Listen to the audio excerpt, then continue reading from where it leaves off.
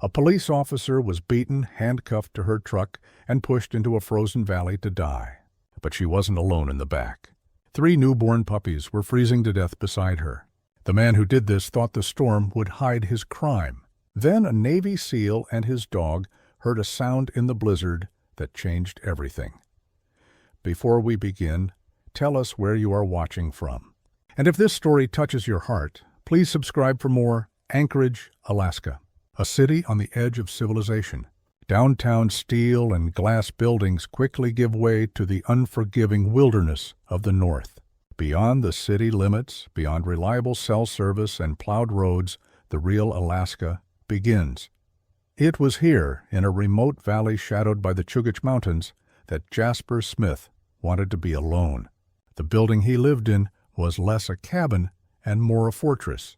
It was built of thick logs and strong steel with triple-pane windows that kept out the freezing cold. It was a safe house in every way. Jasper was a man of discipline and quiet strength. He was a Navy SEAL currently on leave. He didn't come here to ski or sightsee. He came here to clear his mind and let the deep silence of the snow-covered land drown out the noise of his recent missions. But the silence was now under attack. A blizzard born somewhere in the Gulf of Alaska had slammed into the coast and marched inland. For 2 days, the world outside had been nothing but a screaming storm of white. The wind howled like a giant in pain, throwing fists of ice against the windows.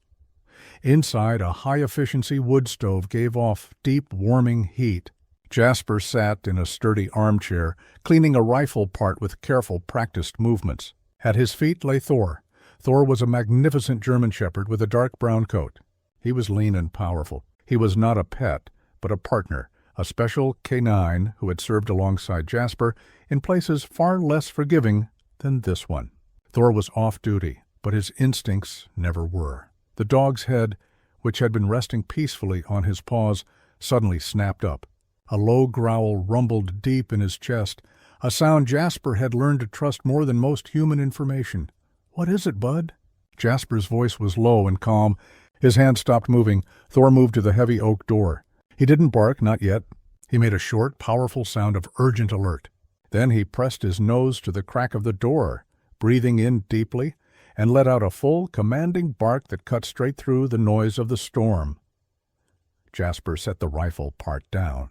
In this location, miles from the nearest neighbor, with the only road likely buried under 10 feet of snow, visitors were not possible.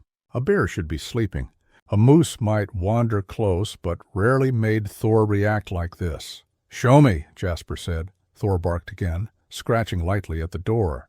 Jasper trusted the dog's senses completely.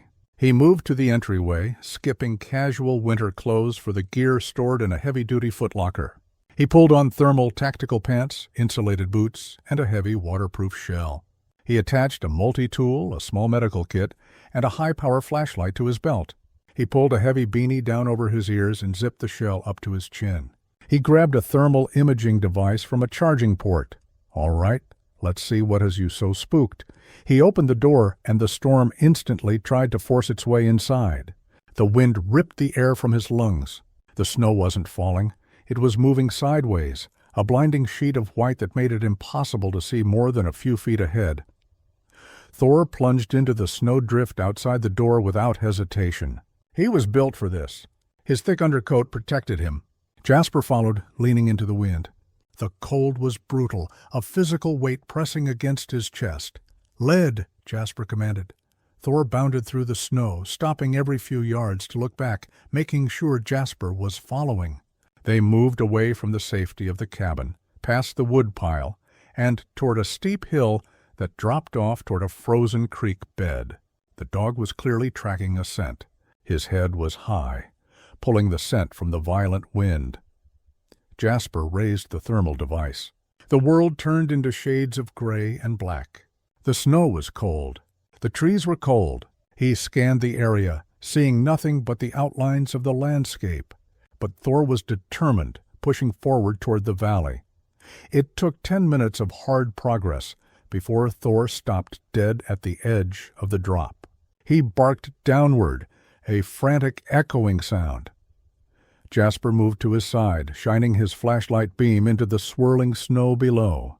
At first he saw nothing. Then the beam caught something dark and unnatural against the white. A shape. He went down the slope, half sliding, half climbing, down the rocky, snow-covered hill. As he got closer, the shape became clear. It was a vehicle. It was upside down, nose deep into the snowdrift at the bottom of the valley. A dark, late-model SUV. His flashlight beam swept over the back part of the vehicle, lighting up the faded, ice-covered logo of the Anchorage Police Department. His heartbeat quickened. This was not an accident. This was wrong. Thor, secure, he ordered. The dog immediately took up a watchful position on the hill above, scanning for threats. Jasper approached the vehicle carefully. The passenger side was buried, but the driver's side was partly accessible. The window was shattered. He cleared away the snow and ice. His flashlight beam pierced the darkness inside. A woman was hanging upside down, held in place by her seatbelt. She wore the dark blue uniform of the Anchorage Police Department. Her face was pale, almost blue, and a dark, frozen stain of blood covered her hair from a wound on her head. He reached through the broken window. His gloved fingers pressed against her neck. A pulse. Faint and weak, but it was there. Okay, he said to himself. We're moving. He worked quickly, using the knife on his multi-tool to cut through the heavy seatbelt. She fell partially, and he supported her weight as he worked to free her from the steering column. As he pulled her partly free, his light showed her wrists, and his blood ran cold. Her left wrist was locked to the steering wheel column, not with a seatbelt, not with debris. It was locked tight with a pair of standard police handcuffs. This was not an accident. This was not a routine patrol gone wrong. This was an execution. A new sound, barely heard over the wind, registered. A high-pitched, desperate whine. It wasn't coming from the woman. Jasper scanned the vehicle. His light hit the back cargo area. A K-9 transport cage was crushed but still together. He forced the rear hatch open. The hinges screamed in protest. Inside the cage, huddled together for warmth, were 3 German Shepherd puppies. They couldn't have been more than a few weeks old. They were tiny, shivering hard, their coats dusted with snow that had blown in through the wreckage. One of them, the source of the whine, lifted its head weakly before falling back onto its siblings. They were dying. No, Jasper muttered. There was no time for anger, only action. He unzipped his shell jacket, working fast despite the numbing cold. He scooped the 3 small frozen bodies out of the cage. They felt impossibly light. Their breathing was shallow. He tucked all 3 of them inside his jacket, zipping it up to shield them against his own chest, hoping his body heat could make a difference. He returned to the driver's side, to the officer. He checked her nameplate. Luna Wilson. Luna, he said, his voice loud and clear. My name is Jasper. I am getting you out. She remained unconscious. He braced himself, found his footing in the deep snow, and carefully pulled her from the SUV. She was light. Her body was limp with deep cold. He looked at the handcuffs again. He couldn't get her back to the cabin with her arms still chained to a piece of wreckage. He returned to the vehicle and dug through the snow. He found her duty belt partly buried. He found her handcuff key. His fingers were numb and stiff, but his training took over. He inserted the key, turned it, and the metal clicked open. He repositioned her, putting her across his shoulders in a fireman's carry. It was awkward with the 3 puppies shifting against his chest, but it was doable. Thor! Home! He yelled into the wind. The dog barked a single confirmation and began to chart the path back up the hill. The return trip was a nightmare. The wind was a physical wall trying to push him back.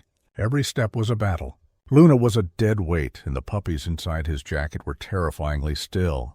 He focused on Thor's dark shape ahead, a beacon in the white chaos.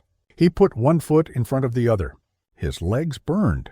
His lungs ached from the frozen air. He didn't think about the handcuffs. He didn't think about who would do this. He just moved. Finally, the dark shape of the cabin appeared out of the storm. He kicked the door open, stumbled inside, and was hit by the blast of welcoming, dry heat. He didn't pause. He gently laid Luna down on the thick bearskin rug in front of the wood stove. He immediately turned his attention to the pups. He unzipped his jacket and pulled them out.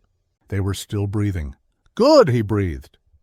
He grabbed several clean towels from a nearby closet, setting them near the fire to warm. He gently, firmly dried the melting snow from their fur, trying to help their blood flow. They were so cold Thor, his own coat covered in ice, nudged the smallest pup with his nose, whining softly. Jasper looked from the 3 barely living puppies to the unconscious, bleeding and handcuffed police officer lying on his floor.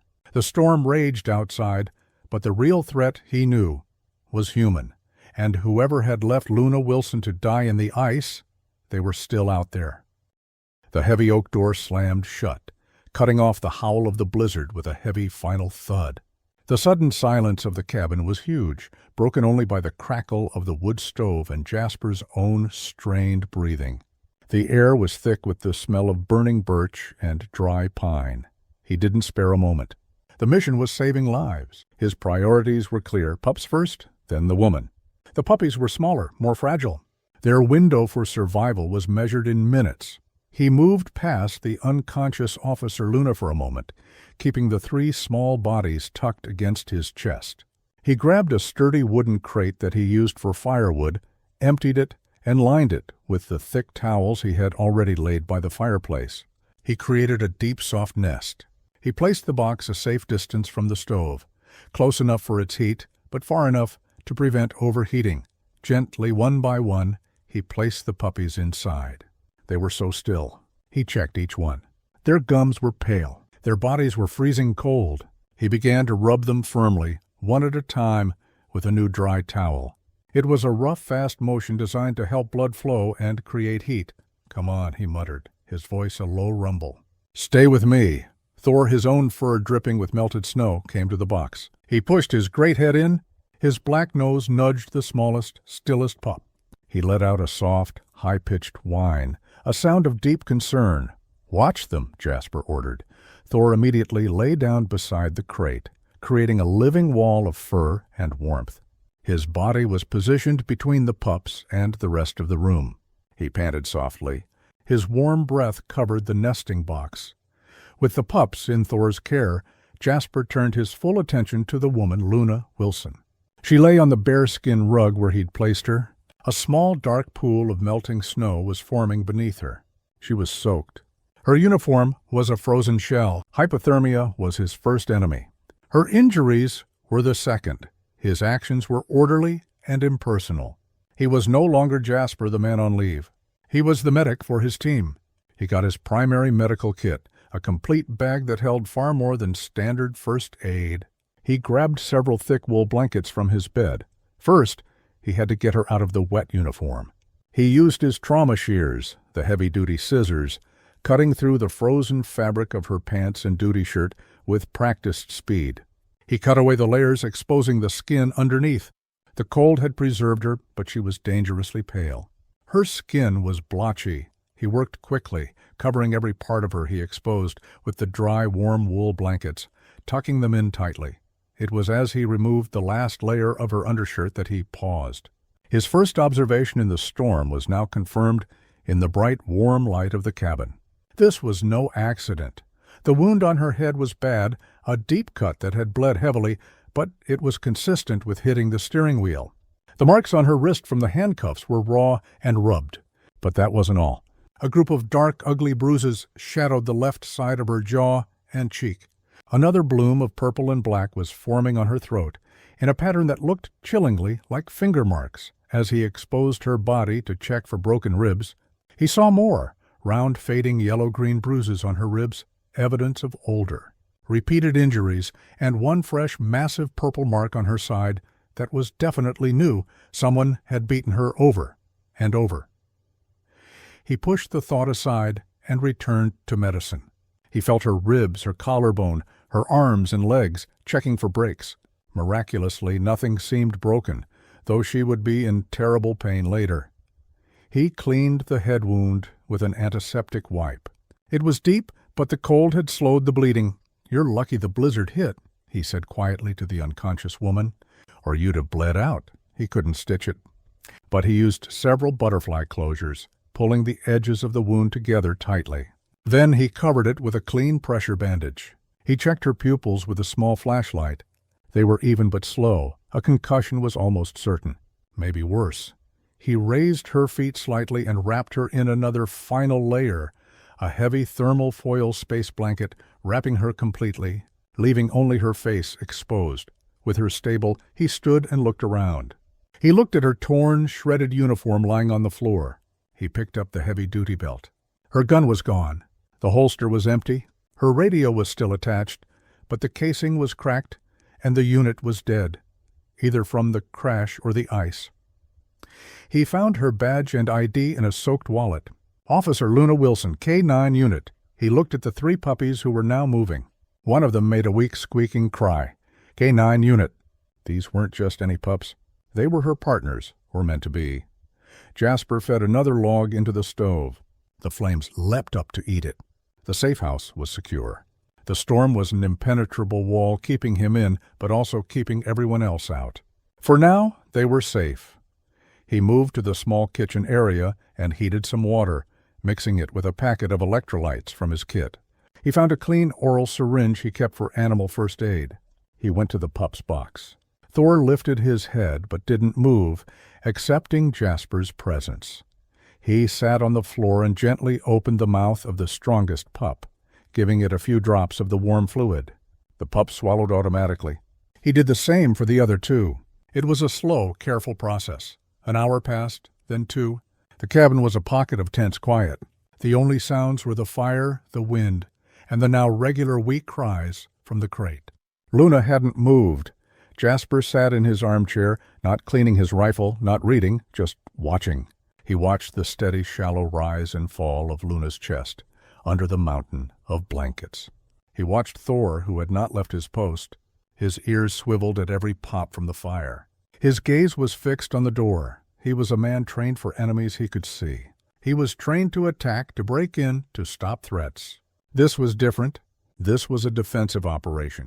He was protecting a beaten, unknown officer and her 3 infant dogs from a threat he couldn't see, hidden by a blizzard. Armed with police-issue handcuffs and a reason brutal enough to leave a woman to freeze to death, he was on leave. But the war, it seemed, had followed him home. Pain was the first signal, a sharp throbbing agony that started at her temple and shot down her neck. The second was the smell of wood smoke. The third was the unfamiliar, heavy warmth. Luna Wilson's eyes snapped open. Her world was a blur of soft, flickering orange light. She was lying on her back, looking up at a rough log ceiling. She tried to sit up, but a fiery bolt of pain shot through her ribs, forcing her back down with a sharp intake of breath. "Easy!" The voice was deep, calm, and close. Luna's training kicked in, overriding the pain. She rolled to her side, ignoring the agony, and tried to scramble away. She was in an unknown building. A man was sitting in an armchair just feet away. He was large, outlined against the fire. He didn't move, just watched her. His stillness was more frightening than any threat. Beside him, a massive German shepherd stood up. Its head was low, making a growl so deep it seemed to shake her bones. "Where am I? Who are you?" she demanded. Her voice was a raw rasp. Her hand went automatically to her hip for the gun that wasn't there. Her holster was empty. Panic surged through her, cold and sharp. "You're safe," the man, Jasper, kept his voice even. His hands rested on the arms of the chair, visible. "My name is Jasper Smith. You're in my cabin. I found you in the storm. The memory hit her like a physical blow. The SUV, the ice-covered road, the feeling of the truck rolling, and before that, my pups," she whispered. The panic shifted to a new, more desperate terror. "My pups, where are they?" "They're here," Jasper said. His tone softened just slightly. He nodded toward the fireplace. "They're warm." Luna's eyes followed his gaze. She saw the wooden crate. She saw his dog, Thor, lying beside it like a guard. But Thor wasn't growling at the box. He was protecting it. As she watched, the dog nudged the crate with his nose. His tail gave a single heavy thump. "He's watching them," Jasper explained. "They're cold, but they're alive." "All 3? Luna pushed herself up onto one elbow. The room spun. She saw the man, really saw him now. He wasn't dressed like a local. He wore functional tactical pants and a simple shirt. He had the quiet, disciplined presence of a soldier. His eyes were steady, watching. "You found me," she repeated, trying to piece it together.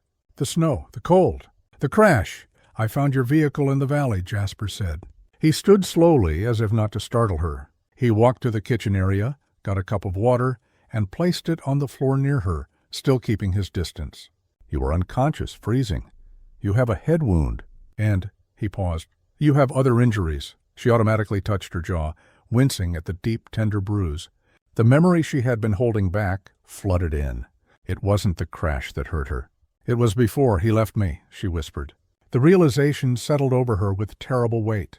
"He left me to die." Jasper nodded slowly, confirming her words.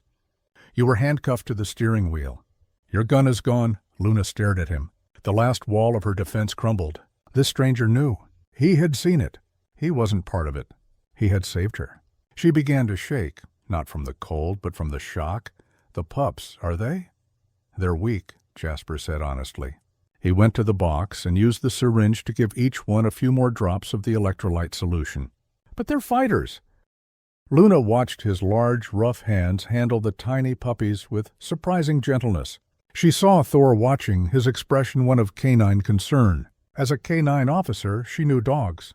She knew a stable, well-trained working animal when she saw one.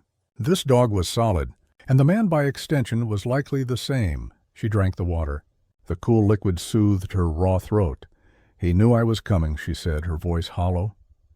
Jasper sat back down. "Who?" "Lieutenant Marcus Riley." As she spoke his name, a fresh wave of betrayal washed over her. "Mark, he's my superior. He runs the K-9 unit for the Anchorage Police Department." Jasper listened.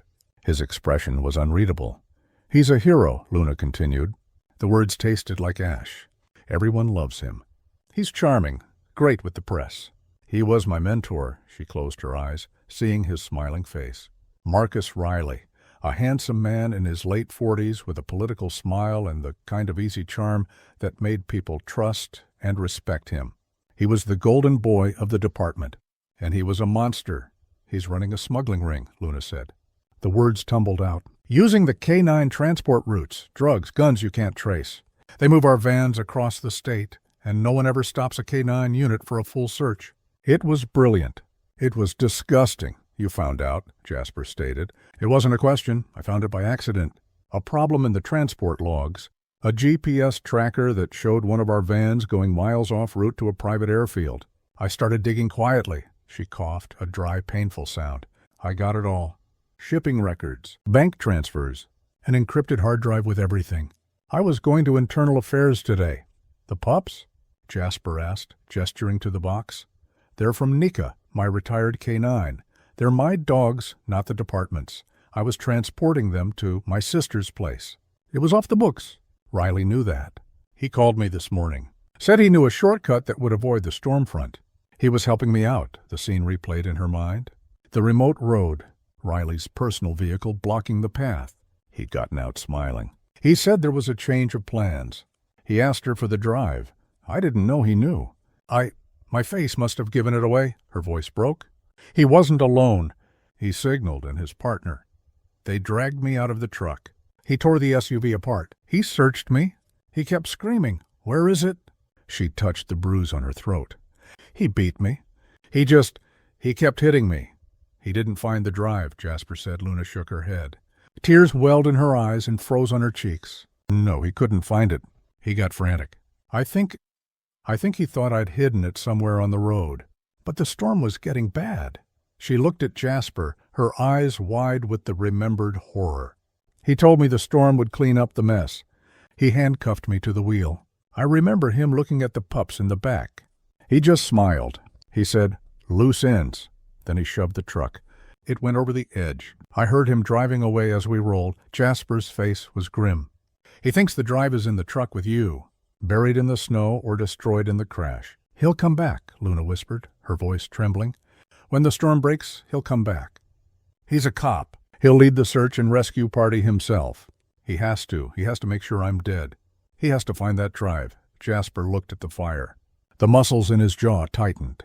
"Let him come." For 12 hours, the world had been a screaming white void. Then, almost as suddenly as it began, the blizzard's deafening roar quieted. It didn't stop, but the wind's murderous shriek quieted to an exhausted, deep howl. The snow still fell, but it now drifted down in heavy, wet flakes instead of icy bullets. A lull. Inside the cabin, the atmosphere was tense. The air was warm and smelled of pine, antiseptic, and faintly of puppy. Luna was propped up against a pile of cushions on the cabin's lone sofa. A thick wool blanket was tucked around her. The color had returned to her face, replaced by the stark, painful-looking bruising. She was sipping a hot, sweet tea that Jasper had made. Her movements were stiff. Her ribs screamed with every breath, but her eyes were clear. They were filled with a cold, focused anger. In the crate by the fire, the 3 puppies were clearly better. Jasper had successfully fed them a high-calorie milk replacer from his supplies using the syringe. They were now sleeping peacefully, their tiny bodies huddled together, twitching in their dreams. Thor lay a foot away. His duty was unwavering, a silent, furry guardian. Jasper stood by the window, looking out into the confusing gray light of the Alaskan morning. "The wind's down," he said. "It won't last, but it's an opening." "An opening for him," Luna said, her voice hoarse. "He'll start the search?" "He already has," Jasper said. Jasper turned from the window. He got a hard-sided case from under his bed. Inside, nestled in foam, was a small, rugged satellite phone and a small tablet. This phone connects to a secure satellite network.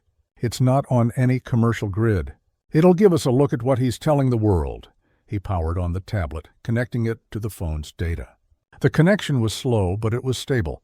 Jasper typed in the URL for Anchorage's largest news station. The page loaded, and the headline, posted less than an hour ago, filled the screen. "Anchorage officer missing amid blizzard. Second officer sought for questioning." "No," Luna breathed. Her voice cracked. Jasper read the article aloud, his voice flat, without emotion. "Anchorage police are conducting a desperate search for Officer Benjamin Carter, who disappeared during a routine patrol check early this morning. His vehicle was found abandoned on a service road near the Nick River. Ben." "Oh no, Ben," Luna whispered, her eyes shutting tight. Jasper paused, looking at her. "Who is Ben Carter?" He was my friend," Luna stammered. The first real tears traced paths down her bruised cheeks. "He's a rookie, smart. He came to me last week. He'd seen things, problems in the armory logs. He was scared. I told him to be careful, to wait, that I was building a case." She looked at Jasper, her face a mask of dawning horror. "Mark must have known. He must have realized Ben was talking to me." He's not missing, is he?" Jasper's grim silence was answer enough. He continued reading. "Sources within the department say they are also searching for Officer Luna Wilson, a K-9 handler who failed to report for duty this morning and whose movements are unaccounted for. Officer Wilson was reportedly last seen by Lieutenant Marcus Riley, who spoke with her yesterday for signs of extreme stress and emotional instability." Jasper stopped reading and looked at her. "He's good," Luna said, her voice shaking with rage. "He's a strategist," Jasper corrected. His tone was analytical. "He's not just covering his tracks. He's creating a new road. He's disappeared Carter and framed you for it. He's established you as unstable. He's destroyed your credibility before you can even speak." He scrolled down. There was a video clip from a pre-dawn press conference. He tapped it. A man in a crisp police uniform appeared. His face was filled with concern. It was Marcus Riley. He looked tired, stressed, and deeply heroic as he stood in front of a bank of microphones. Snow fell gently on his shoulders. "We are using every resource at our disposal," Riley said. His voice rang with false sincerity. "Officer Carter is a fine cop, a brother. We will find him. We are also concerned for Officer Wilson. She's a good officer, but she's been under immense personal strain. We just want to find her. We just want to bring both of our officers home safely." Luna watched the screen. Her knuckles were white as she gripped the mug. "He's lying to the entire state." "He's giving himself a blank check," Jasper said, switching off the tablet. "He's just authorized a massive state-funded search. He can use helicopters, troopers, search teams, all officially looking for a missing, unstable officer and her missing colleague. But what he's really doing is launching a private hunting party to find you and that hard drive." He stood and walked back to the window, staring out at the hostile, beautiful landscape. "He's created a story where if they find you and you resist, they're justified in using any force necessary. If they find you dead, you'll be the unstable cop who couldn't handle the pressure and was responsible for Carter's death." The full weight of the situation settled on them. Luna was no longer just a victim of an attack. She was a fugitive. She was the suspect in a fellow officer's disappearance, and her attacker was the man leading the hunt. "This place," Luna said, her voice barely a whisper. "This cabin. Will he know about it?" Jasper shook his head. "No, it's not in my name. It's not on any map. It's owned by a fake corporation and is used as a long-term backup location. It's completely off the grid. No power lines, no water lines, no address. He can't run my name and find this. He won't find it on a database." "But he'll search," she insisted. "He knows the general area where he ran me off the road. He'll search." "The storm is our best defense," Jasper agreed. "It's covered your tracks and mine. It's keeping the helicopters grounded. But this lull, it gives him a window. And he's going to use it." A new sound, a faint high-pitched cry, came from the box. Luna pushed the blankets aside, wincing as she slowly, painfully got to her feet. She walked over to the crate and knelt. Thor looked up, accepting her presence. She reached in and gently picked up the smallest pup, the one she'd feared wouldn't make it. She held it against her chest. Its tiny body was warm.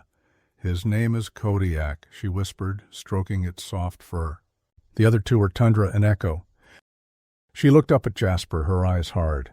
"He didn't just try to kill me. He tried to kill them. He killed Ben." She held the puppy closer. "He's not just a strategist. He's sloppy. He left a witness." "He left me," Jasper nodded, recognizing the shift. The fear was being replaced by the cold, hard determination. He knew it well. It was the moment a victim became a survivor. "He left you," Jasper confirmed, "and he has no idea what you're capable of. But first, we need to make sure he can't find you." The cabin had become their world. Outside, the storm had returned with a fury, erasing the brief lull and confirming their isolation. The wind screamed, a constant high-pitched attack that shook the log walls. But inside, there was a strange, focused calm. The safe house was holding.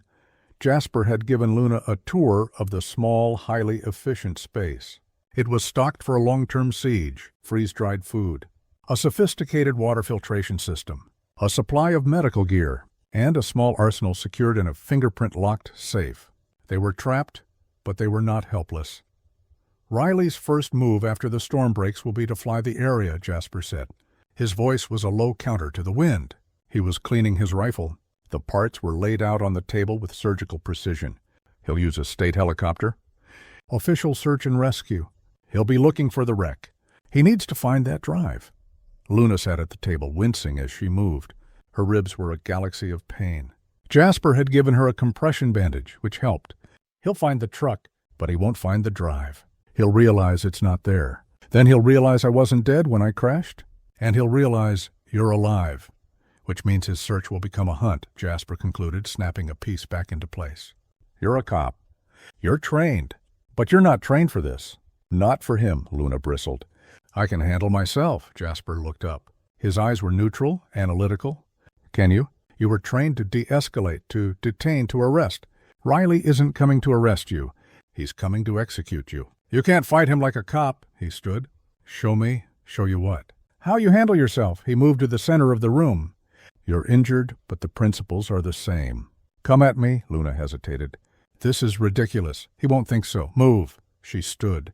Her body was stiff. She fell into a standard police defensive stance. Jasper simply stood there, relaxed. That stance is for a threat you want to keep at bay. It's defensive. You need to be offensive. She lunged, a quick, practiced palm heel strike aimed at his chest. Jasper didn't block it. He simply moved, flowing inside her guard. Before she could register, he had deflected her arm, spun her, and had her in a controlling hold, his forearm pressed firmly against her throat from behind. It was over in less than a second. He hadn't hurt her, but he hadn't been gentle. He released her instantly. Luna stumbled, coughing. Her eyes were wide. "You're fast," he complimented, Jasper said. "But you telegraphed the move. You were committed to the strike. I used your own momentum against you." He motioned her back. "Again, but this time don't just try to hit me. Try to stop me permanently." For an hour they worked. He showed her SEAL-based close-quarters combat. It was brutal, efficient, and void of wasted motion.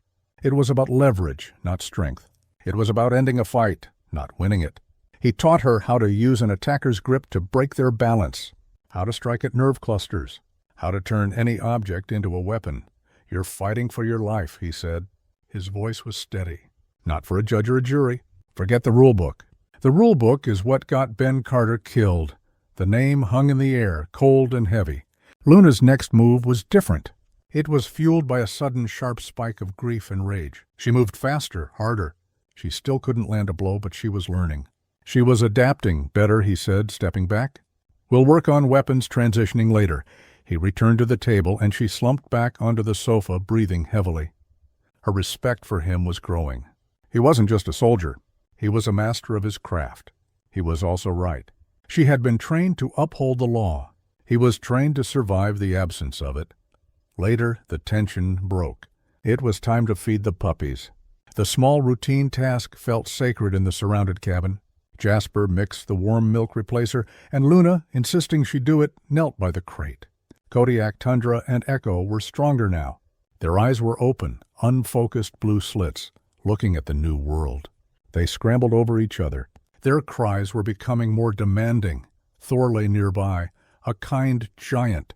He watched Luna's gentle hands with interest. Tundra, the most adventurous, managed to tumble over the edge of the shallow box. Thor lifted his massive head, extended his neck, and nudged the tiny pup with his cold, wet nose. He pushed the pup gently, like a furry bulldozer, until it was back in the safety of the crate.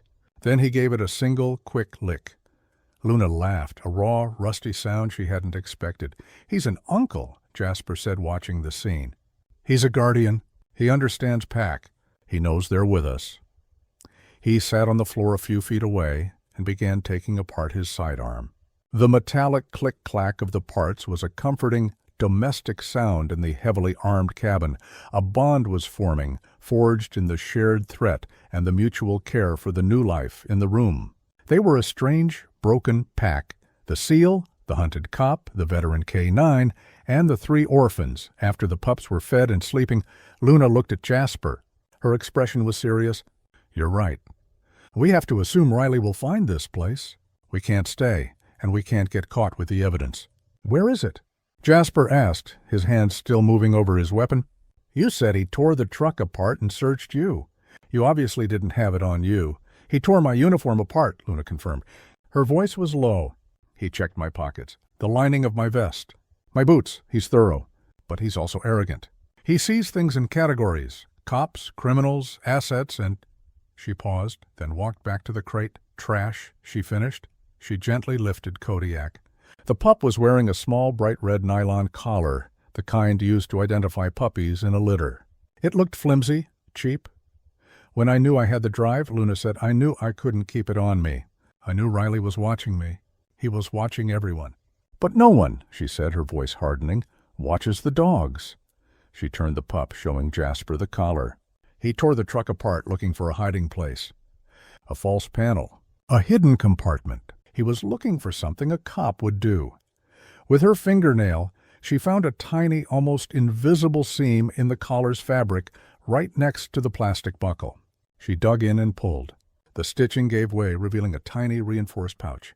From it, she slid a tiny, matte black object no bigger than her smallest fingernail. It was a micro SD card in a slim, waterproof, solid-state case.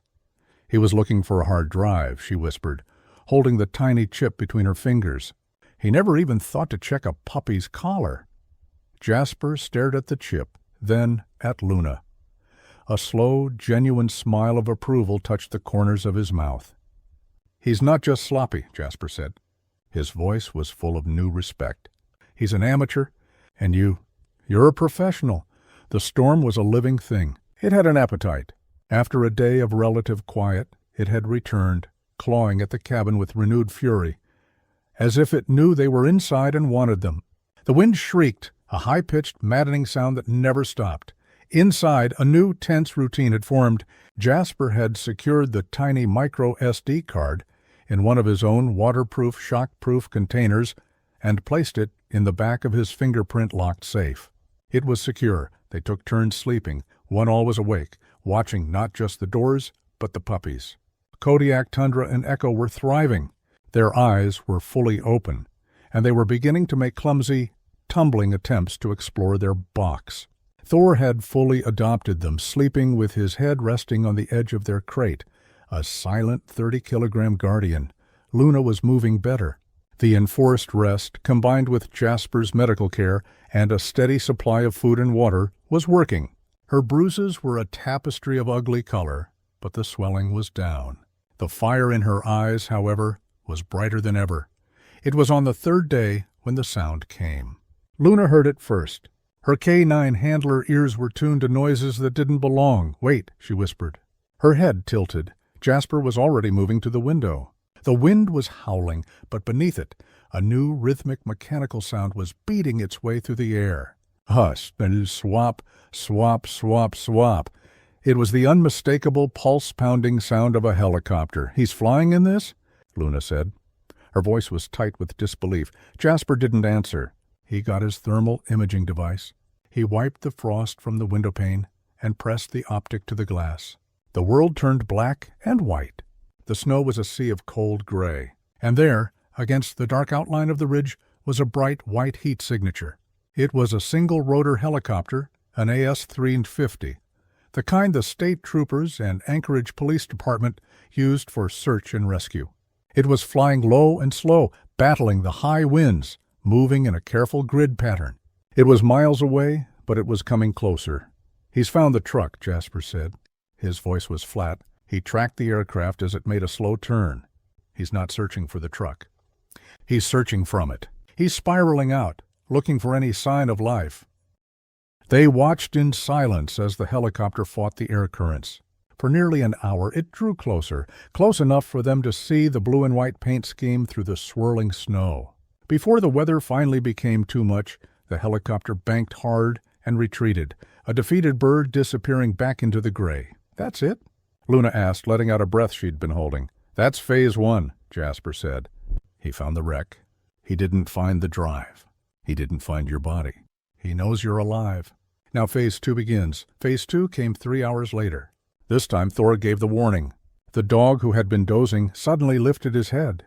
His ears were straight up. He didn't growl. He just stared at the door. His entire body was stiff. Jasper looked at Luna. The box. The back closet. Now, Luna's heart hammered. She grabbed the crate with the 3 puppies. They cried in protest as she hurried them into a small, insulated storage closet at the back of the cabin. "Stay," she whispered. Her voice was trembling. She shut the heavy door, muffling the sound. "Thor," Jasper commanded. "Under." It was the command for a downstay in a hidden or concealed location. Thor instantly moved from the fireplace and lay down in the dark shadow under Jasper's cot. Invisible unless you were looking for him. Jasper moved to the gun safe. He skipped his tactical rifle. That was not the right tool. He pulled out a civilian-model bolt-action hunting rifle. He slung it, muzzle down, over his back. He grabbed a heavy woodsman's axe from beside the fireplace. He pulled on his boots and his heavy, snow-covered shell jacket, making sure he looked the part. He nodded at Luna. "You were never here. I was never here. We do not exist," he pointed to the closet. Not a sound. "No matter what." He opened the cabin door and stepped out onto the porch, slamming it behind him. He began splitting a log with the axe. The thwack of the steel biting into wood echoed in the small clearing. He was just a local, interrupted. Through the snow he heard them, the high-pitched whine of high RPM engines. Moments later, 3 snowmobiles burst through the tree line. They were high-performance machines, not trail riders. They pulled up, engines idling, forming a semicircle in front of his porch. Jasper rested his axe on the log and stared at them. His face was a mask of hostile indifference. The man in the center was Marcus Riley. He was exactly as he'd appeared on the news, handsome, confident. His police-issued winter gear was perfect. He had the air of a man in complete control. To his right was a thick-set, bearded man. He wore a mix of expensive civilian gear and tactical webbing. His eyes were cold, restless, and he kept his gloved hand near a large pistol holstered on his chest. To his left was a thinner, sharper man who stayed slightly back. His gaze never settled. It was constantly scanning, checking the cabin's roofline, the windows, the woodshed. He was the Overwatch. "Afternoon?" Riley called out. His voice was the perfect blend of authority and politeness. He got off his snowmobile, holding his hands up slightly. "Lieutenant Marcus Riley, Anchorage Police Department. We're conducting a search and rescue operation for a missing officer." Jasper just stared. Riley continued, unbothered by the cold reception. "Vehicle was found a couple of clicks south. We're checking all cabins and structures in the area. You seen anyone?" "A woman. Alone? On foot?" "Seen the storm," Jasper bit out. His voice was low and gravelly. "That's it. This is private property." "I understand that, sir," Riley said. His smile was still in place. "But this is a life-or-death situation. My officer is injured, and frankly, she's not stable." "We're very concerned," the bearded man, Gage, chimed in. His voice was a harsh rasp. "We need to come inside." "Check your cabin." Jasper shifted his grip on the axe, lifting it from the log. "You're not coming inside." "Sir," Riley said. His tone hardened slightly. The charm was fading. "I am conducting an official search. We have reason to believe our officer may be seeking shelter, and she's a danger to herself and others. Now, we can do this easy—" "You're not listening," Jasper cut him off. "You're not coming in. You don't have a warrant. You're trespassing." Gage got off his snowmobile and took a step forward. His hand dropped to his weapon. "You'd better show some respect for the badge, old man." Jasper turned his head. His eyes locked onto Gage. He said nothing. The sheer cold lack of fear in his gaze made the bigger man pause. "Stand down, Gage," Riley snapped. He looked Jasper up and down. The rugged cabin, the non-standard rifle, the axe, the defiant posture. He saw a problem, a typical anti-government Alaskan homesteader. A complication. "Look, friend," Riley said, trying a new approach. "I don't want any trouble, but I'm going to be very clear. That woman is a fugitive. She's wanted for the disappearance of another officer. If you are harboring her, you are committing a serious crime." Jasper felt a small click from the tiny audio recorder he'd turned on in his breast pocket. "Harboring? I'm splitting wood. I told you I haven't seen anyone." "Your fugitive isn't my problem." Riley's face changed. The mask of the concerned lieutenant fell away, replaced by the cold, hard face of the man who had left Luna to die. "Right now the storm's turning, but I'll be back. And when I come back, I'm not coming back to ask polite questions." "You're threatening me?" Jasper asked. "I'm giving you a warning," Riley snarled. His voice was a low threat. "This is a capital investigation. When this weather clears, I will be back with a no-knock warrant and a tactical team, and we will tear this place apart. For your own safety, I'd advise you not to be here when we do." He had said it. He had confirmed his intentions. Riley got back on his machine. "You're making a big mistake, friend." He and his team turned their snowmobiles around and blasted off into the snow, leaving the smell of two-stroke exhaust hanging in the frozen air. Jasper waited until the sound had completely faded. He went back inside, locking the heavy door behind him. Luna emerged from the closet. Her face was pale. He saw you." "He saw what I wanted him to see," Jasper said. He pulled the small recorder from his pocket and clicked it off. "A hostile local? A problem he can solve with a warrant." He looked at Luna. His eyes were grim. "But he told us everything. Capital investigation. No-knock warrant. Tactical team. He's not coming back to arrest you, Luna. He's coming back to clean up his mess. He's planning an assault?" The moment Riley's snowmobile vanished into the trees, the cabin shifted from a shelter to a command post. The air, which had been thick with tension, now crackled with cold, hard purpose. "He's not bluffing," Luna said. Her voice was low. She was pacing. The pain in her ribs was forgotten, replaced by adrenaline. "A no-knock? He's going to stage it. He'll breach, and his men will find you, a hostile squatter, and me, the fugitive, resisting arrest. We'll be neutralized. Case closed." "He's overplayed his hand," Jasper said. He was already moving to the case. He pulled out the sat phone and the audio recorder. "He just threatened a civilian. He just confessed his intent to use a tactical team for a personal vendetta." He plugged the recorder into his tablet. The file uploaded. He powered on the phone. "He's given us the justification. We just need the cavalry." Luna watched him. "You can't call the Anchorage Police Department." "Riley is the Anchorage Police Department, or at least the part that matters. Who can you call?" Jasper's fingers were already dialing a number from memory. "Joint Base Elmendorf-Richardson. It's a joint base, Army, Air Force, and Navy. My people have a liaison office there, NCIS." The call connected. A sterile beep in the warm cabin. A moment later, a crisp, professional voice answered, "Jensen, Sarah, it's Jasper." "I'm active," he said. No preamble. "Code Winter Fox." There was no hesitation on the other end. The voice, Special Agent Sarah Jensen, shifted from professional to tactical. She was a sharp, no-nonsense operative who had worked with Jasper's unit before, coordinating their stateside logistics. She knew Winter Fox meant he was on U.S. soil in deep and outside his official jurisdiction. "Go," she said. "I am at a secure location." Coordinates to follow. "I have a priority one witness, Anchorage Police Department Officer Luna. Wilson."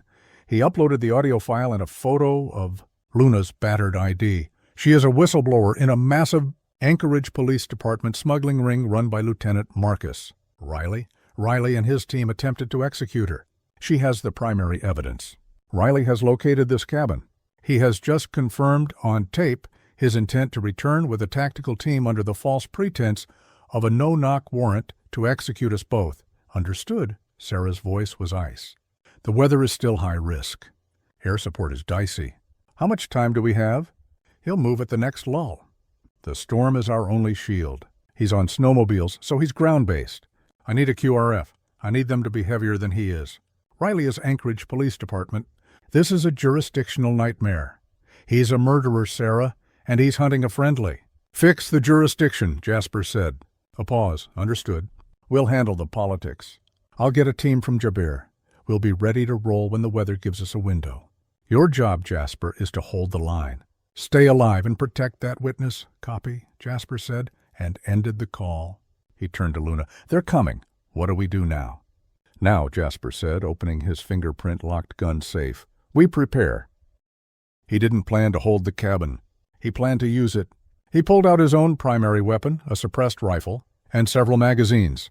He handed Luna his backup sidearm, a Glock 19 and 3 magazines. Her hand was steady as she accepted it. Her movements were fluid as she checked the chamber. The training from the day before had focused her. "Riley is coming with a team," Jasper said. "They'll breach the front. They'll expect me to be the hostile homesteader. They'll be looking for a fight. They'll get one," Luna said. Her jaw was set. "No," Jasper countered. "We won't give them one. We give them a ghost." He walked to the center of the room and kicked back the heavy bearskin rug, revealing a reinforced, insulated trapdoor. "Root cellar. It's shielded, and the ventilation is hidden. You, the Pups, and Thor, you go down there." "What?" "No," Luna protested. "I am not hiding in a hole while you fight them." "I'm a cop. I'm in this. You're the witness," Jasper said. His voice was hard. "You're the one thing that matters. That micro SD card in your pocket is the mission. If you are captured, if that evidence is lost, he wins. Ben Carter's death means nothing. Your job is to protect that evidence. Thor will be with you. He'll guard the door." He looked at her. His expression softened slightly. "My job is to delay. I'm not going to beat them, Luna. I'm just going to keep them busy until the real good guys show up." "Trust me," Luna stared at him. Her pride was fighting his logic. He was right. She nodded. Her hand went automatically to the pocket where the tiny chip now sat. They moved the crate of puppies into the small, dark cellar. Thor jumped down without hesitation, understanding the order. He lay down in the darkness, watching the stairs. Luna looked at Jasper one last time, then went down, pulling the heavy door down. It fit flush with the floor. Jasper kicked the rug back over it. The cabin was empty. He killed the lights. He didn't wait by the door. He melted into the deepest shadow of the room, near the cold stone fireplace, and became part of the silence. He waited for 2 hours as the storm howled. Then a new lull. The wind died and the silence that fell was complete. It was broken by the distant, angry whine of snowmobiles. Not 3. At least 5. They surrounded the cabin. Jasper listened, counting the footsteps in the snow. Heavy. Tactical. "This is Lieutenant Riley, Anchorage Police Department."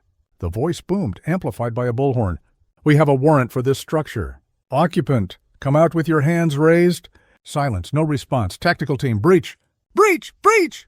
A heavy ram hit the reinforced door. Thud, the wood held. Thud, the frame splintered. The door flew open, and 2 men, Gage and Cross, poured in, rifles up, flashlights cutting the dark. "Clearing!" Gage yelled. They swept the room. It was empty. "Where is he?" Cross hissed. Looking for me? Jasper's voice came from the darkness behind them. They spun, but they were too slow. Jasper moved like a phantom. He didn't fire. He used his rifle as a blunt weapon, disabling Cross with a strike to the collarbone, then used the man's momentum to spin him into Gage. It was a blur of brutal, close-quarters efficiency. Both men were down, groaning. Their weapons skittered across the floor in under 3 seconds. Status! Gage, talk to me. Outside, Riley was screaming. The response was a flashbang grenade that Jasper rolled out the front door. It detonated with a blinding crack boom, disorienting the men on the porch. He's armed. Open fire! Riley roared. His composure was gone. The world exploded. The other 2 men on Riley's team opened fire. Their rifles spat automatic fire into the cabin. Bullets ripped through the windows, splintering the log walls, tearing the sofa to shreds. Jasper was pinned behind the solid stone chimney. Fragments of wood peppered his back. They were going to level the place, and then a new sound.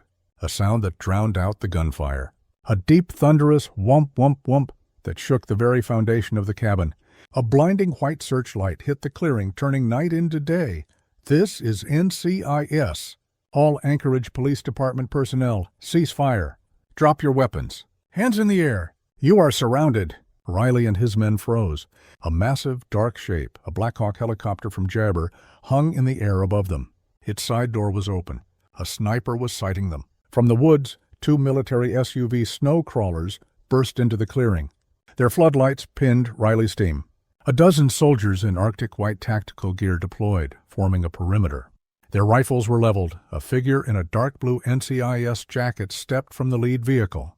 Special Agent Sarah Jensen. She walked calmly toward Riley. Her sidearm was aimed steadily at his chest. Riley stared. His face was a mask of utter disbelief and ruin. Lieutenant Marcus Riley. Agent Jensen's voice was cold and clear, cutting through the sudden silence.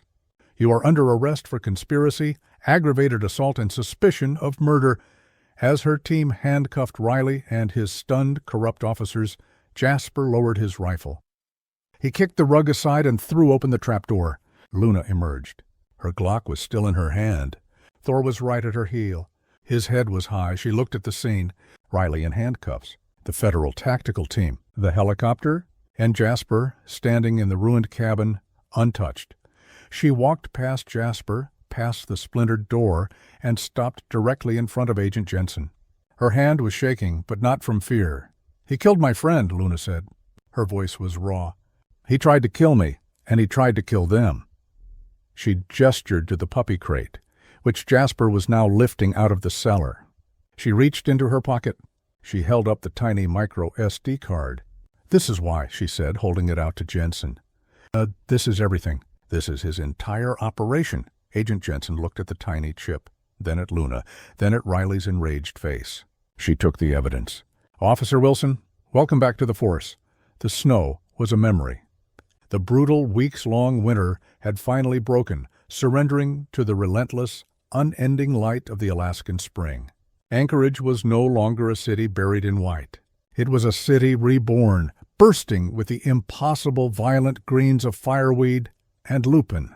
The ice in the inlet had given way to deep, cold blue water.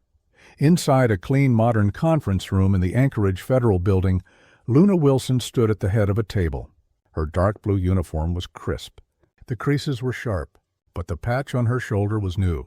It was not the standard Anchorage Police Department logo, but the emblem of a new joint agency, Anti-Corruption Task Force. Her hair was tied back in a severe bun. The bruises were long faded, but the woman who remained was not the one who had been pulled from the snow. Her eyes were harder, clearer, and possessed a quiet, unshakable authority. She was no longer Officer Wilson. She was lead investigator Wilson. Across the table sat Special Agent Sarah Jensen. The NCIS agent, who had been a voice on a sat phone and then a tactical presence, was now a colleague.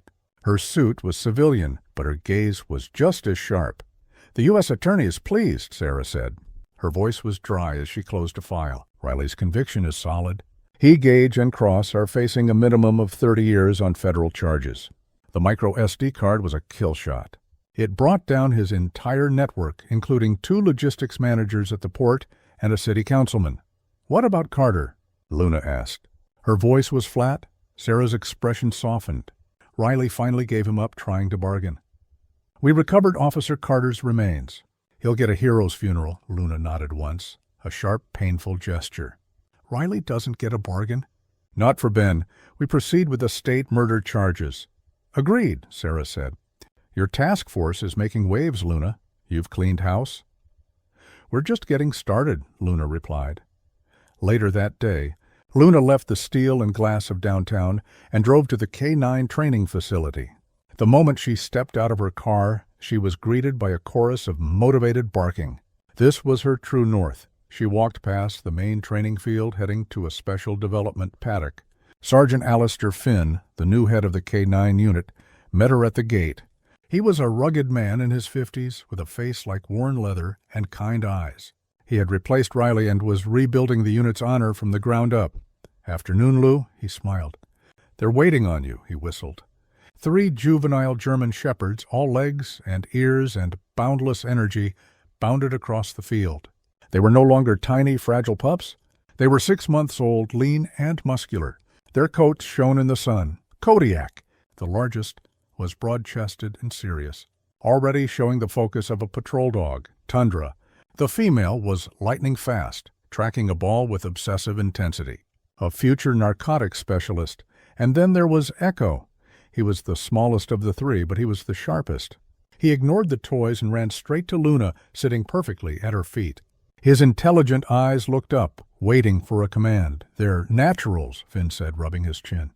"Nika's bloodline is strong. But that one, Echo, he's a shadow. He's just like she was. He's yours, Luna, no question." Luna knelt and ruffled the dog's fur. Echo leaned into her touch. His dedication was absolute. They were the future. They were the good that had grown from the bad. The next day, the sun was high over the Chugach Mountains. Luna drove to Ted Stevens Anchorage International Airport. It felt strange to be here, in this place of mundane arrivals and departures, to say goodbye to the man who had shared a war with her. She wasn't in uniform. She was in jeans and a jacket. Tucked in the crook of her arm, she held Echo, who was wearing a small K-9 in training vest. She found him by the security checkpoint. Jasper Smith looked like a different person. He was out of his Alaskan hermit gear, dressed in nondescript civilian clothes, durable pants, a plain shirt, a ball cap that screamed "Military in Transit." He looked clean, sharp, and anonymous. At his feet, Thor sat patiently. His own official K-9 travel harness was already on. He was no longer a cabin guardian. He was an operator. His gaze was steady, waiting for his partner's next move.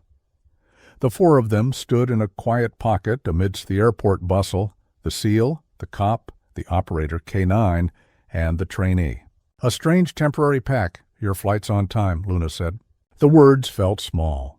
"Weather's clear," Jasper replied. His eyes met hers. The silence that stretched between them was not awkward. It was full. It held the memory of the storm, the scent of wood smoke, the crackle of gunfire, and the shared, unspoken understanding of survival. There were no words for what they had been through. "Thank you" was too little. "I'll miss you" was too much. Jasper broke the silence. He knelt. Thor, the big dog, who had been focused on his handler, looked at Luna, then at the pup in her arms. Thor leaned forward. He gave Echo a gentle, dignified nudge with his nose, a final check-in with the smallest member of his pack. Jasper stood. He looked at Luna, and for a moment his analytical gaze softened with something that looked like pride. "You did good, Wilson. Riley's gone. You cleaned the house. I had help," she said. Her voice was soft. She held Echo a little tighter. Will you be back?" Jasper's gaze was steady. "The world is small, Luna. We run in the same circles." It wasn't a yes, but it wasn't a no.